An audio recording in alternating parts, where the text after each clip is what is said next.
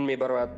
وقتی که شوهر از سبب همون حالتهای خانوادگی و زن و شوهری کمی میرنجد، در این حالت زن باید مهربانی رو به شوهر نشان بدهد. در این حالت زن باید اولین قدمی مهربانی رو بگیرد، برای که زن این یک لطیف است و صفت لطیفی دارد. زن صفت مهربانی دارد. زن باید این تنازل از جانب زن باید باشد. مهربانی را اول باید قدم اول باید از زن باشد. اما افسوس که امروز زنها میخوان که قدم اولی مهربانی از مرد باشد که این در صفت مرد است.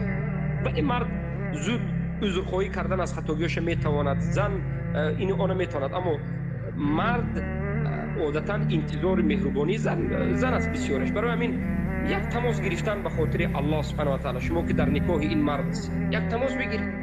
السلام علیکم شوهرم، خیلی چی گپ چرا شرایط خاکساری بکنید و مهربانی کنید، دعوت کنید، صحبت کنید، آهسته زندگی پیش برید. آهسته زندگی